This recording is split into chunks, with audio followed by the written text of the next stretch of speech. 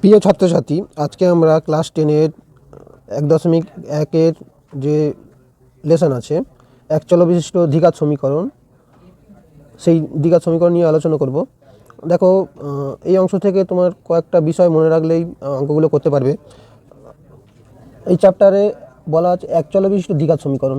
এর সাধারণ রূপটি লিখলেই তুমি বুঝতে পারবে এটা ax square plus bx plus c equal to 0। এটা এক চল বিশিষ্ট দ্বিঘাত সমীকরণের একটা সাধারণ রূপ। দেখো, এটা এক চল বিশিষ্ট কেন? কারণ এখানে একটি মাত্র চলরাশি আছে, দুটো চলরাশি নেই, এক্স ওয়াই নেই, শুধুমাত্র এক্স আছে, ওই জন্য একে বলা হচ্ছে এক চল বিশিষ্ট। আর দ্বিঘাত সমীকরণ বলা হচ্ছে এক্সের সর্বোচ্চ ঘাত 2, এ কারণে একটা দ্বিঘাত সমীকরণ বলা হচ্ছে। এবার দেখো, এই সমীকরণ দ্বিঘাত হবে না। কখন দ্বিঘাত হবে না সমীকরণটা? যখন যে সর্বোচ্চ ঘাত তার সহগটা 0 হবে। সমীকরণটা দ্বিঘাত হবে না যখন এ ইকুয়াল টু 0 হবে। তাহলে এ 0 হলে কিন্তু তখন এই রাশিটা থাকবে না, তাহলে সমীকরণটা কিন্তু দ্বিঘাত হবে না। 3 নম্বর নিয়মটা যদি মনে রাখো, এক চল বিশিষ্ট যে দ্বিঘাত সমীকরণের একটি বীজ শূন্য কখন হবে? একটি বীজ শূন্য কখন হবে? যখন সি এর মান 0 হবে। সি এর মান 0 হলে কিন্তু একটি বীজ অবশ্যই আমরা শূন্য পাবো। যেমন দেখো, A X square plus B X, যদি সির মান 0 বসাই, দেখো যদি এক্স কমন নেওয়া যায় তাহলে এ এক্স প্লাস বি সমান 0। তাহলে দুটো রাশির গুণফল শূন্য হলে এক্স অবশ্যই কী হবে? এখানে 0 হবে। তাহলে সি 0 হলে কিন্তু তুমি একটি বীজ অবশ্যই কী পাবে? শূন্য পাবে। এবার অন্য বীজটা কী হবে? দেখো, অন্য বীজটা হবে যদি এই রাশিটাও হয় এক্স 0 নতুবা এটা 0, তাহলে এক্স প্লাস বি সমান 0, তাহলে এক্স সমান কী হবে? মাইনাস বি বাই এ। তাহলে অন্য যে বীজটা হবে সেটা একটা অশূন্য মান হবে, আর একটা বীজ কী হবে? অবশ্যই শূন্য হবে। এবার যদি তোমার সহগ বের করতে বলে x square plus B x plus c equal to 0 সমীকরণের যদি সহগ বের করতে বলে, এক্স স্কোয়ারের সহগ কী হবে? এক্স স্কোয়ার সহগ কোনটা? এ। আর এক্সের সহগ কোনটা? এক্সের সহগ হলো বি। আর এক্স টু দি পাওয়ার 0, এটা আমি এক্স টু দি পাওয়ার 0 লিখতে পারি। এক্স টু দি পাওয়ার 0 এর সহগ কত? সি। তাহলে এই কটা বিষয় কিন্তু এখান থেকে জানলে এই কোষে দেখি 1.1-এর সমস্ত অঙ্ক তুমি করতে পারবে। এবার দ্বিঘাত সমীকরণের সর্বোচ্চ যে বীজ দুটো থাকবে, কারণ এক্সের সর্বোচ্চ ঘাত কত? 2। তাহলে এক চল বিশিষ্ট দ্বিঘাত সমীকরণের কেবলমাত্র দুটো বীজ থাকবে।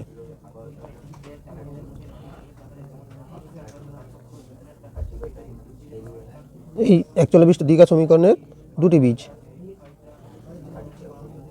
সংখ্যা কত? বা সমাধান সংখ্যা 2।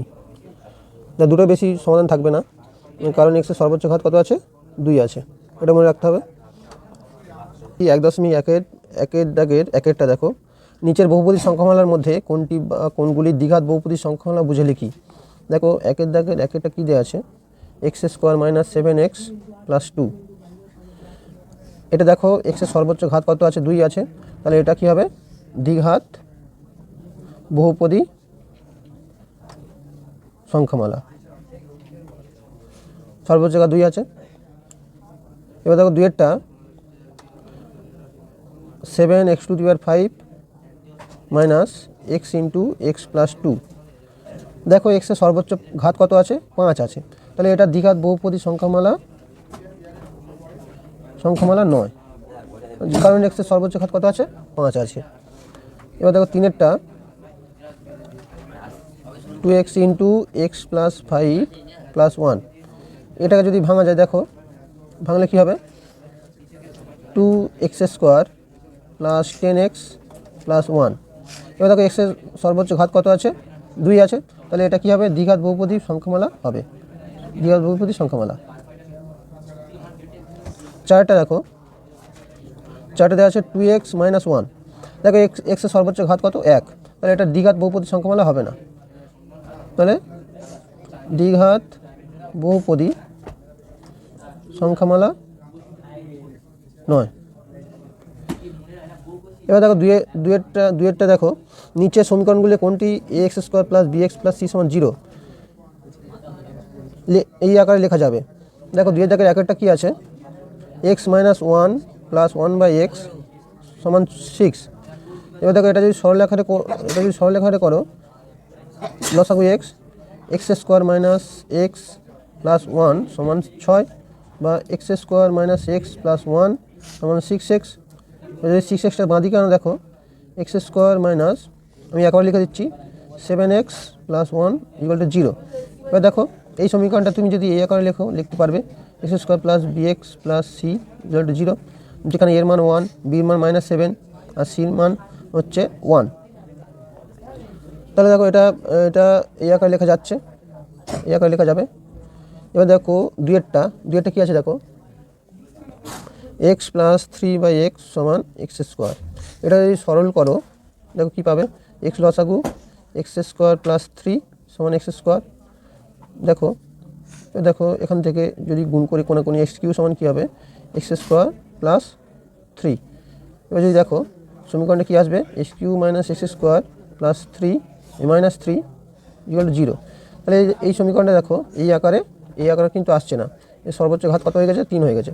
তাহলে এই আকারে এটা আসবে না। 3-এরটা দেখো x² - 6√x + 2 = 0। তাহলে এটাও কিন্তু এখানে রুট আছে 6√x।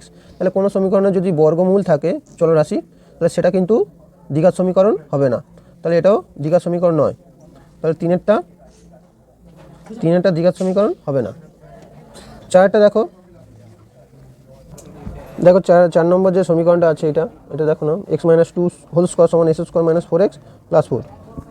এটা যদি লেফট হ্যান্ড সাইডে আমি মানটা বের করি, দেখো x - 2² এটা সমান কী হবে, x² - 2 × x × 2 + 2²। তাহলে কত হবে, দেখো x² - 4x 2² মানে 4। দেখো এই যে রাশিমালা আছে, এটা ডান দিকে যে রাশিমালা তার সঙ্গে সমান। রাইট হ্যান্ড সাইডে এটা আছে, রাইট হ্যান্ড সাইডে দেখো কি আছে, x² - 4x + 4। তাহলে বাম সাইড আর ডান সাইডের যে রাশিমালা সমান হয়ে যাচ্ছে, এই ধরনের রাশিমালাগুলোকে বলা হয় অভেদ। এটা সমীকরণ নয়। এক্সের যে কোনো মানের জন্য কিন্তু এই রাশিমালাগুলো বামপক্ষ ডানপক্ষ সমান হবে, এদেরকে বলা হয় অভেদ, এরা সমীকরণ হয় না।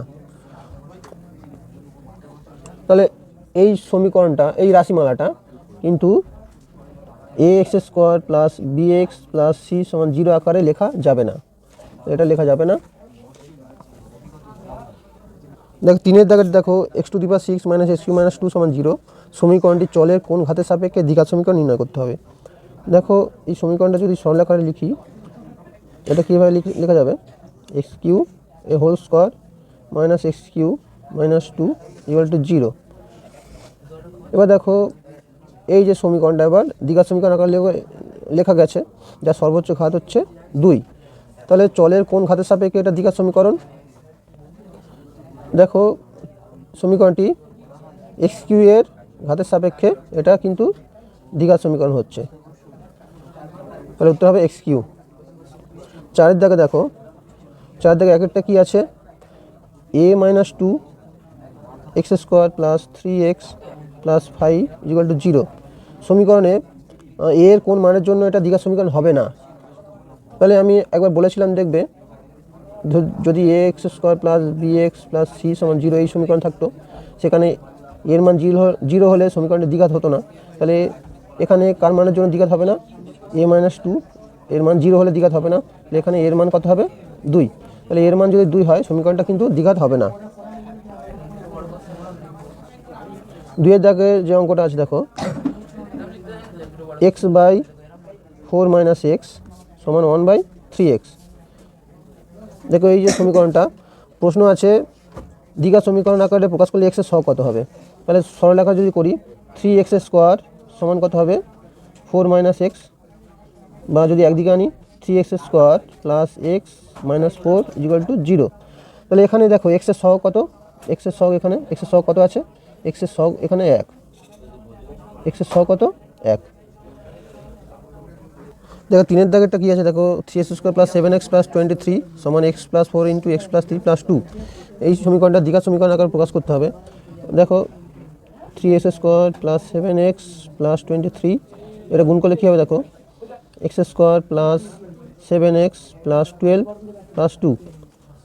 দেখো 3x² + 7x + 23, এটা দেখো যোগ করলে কী হবে, x² + 7x + 14। যদি একদিকে আনি দেখো 3x² + 7x + 23 - x² - 7x - 14 = 0। দেখো 2x² প্লাস, দেখো এখানে কেটে যাবে 7x, 23 থেকে 14 যদি বিয়োগ করি কত হবে, 9 হবে, = 0।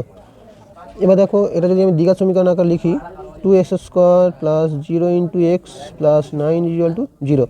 এটা দেখো ax² + bx + c, এটা এই সমীকরণের সঙ্গে মিলে যাচ্ছে। দেখো 4-এর দাগে কী আছে দেখো, এই সমীকরণটা দেওয়া আছে x + 2 = x × x² - 1 সমীকরণটা দ্বিঘাত সমীকরণ আকারে প্রকাশ করে x² x আর x0 সহগ নির্ণয় করতে হবে।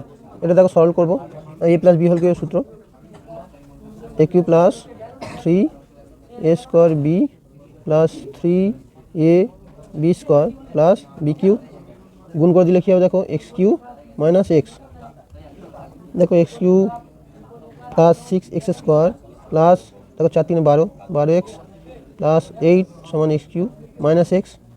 দেখো একদিকে আনলে যদি দেখা যায় 6x² + 12x + 8 - x³ + x = 0। এবার দেখো +x³ - x³ কেটে যাবে, দেখো 6x² থেকে যাবে, দেখো 12x আর x 13x + 8 = 0। এবার দেখো এটা যদি আমি এই সমীকরণ আকারে প্রকাশ করি, দেখো এখানে x² এর সহগ কত হবে, x² এর সহগ হবে দেখো 6, x এর সহগ কত হবে দেখো 13, আর x0 এর সহগ কত হবে দেখো 8। আজকে এই পর্যন্ত, পরবর্তী ভিডিও খুব তাড়াতাড়ি আসবে। ভিডিওটি ভালো লাগলে লাইক এবং চ্যানেলটি সাবস্ক্রাইব করে রাখবে পরবর্তী ভিডিও তাড়াতাড়ি পাওয়ার জন্য।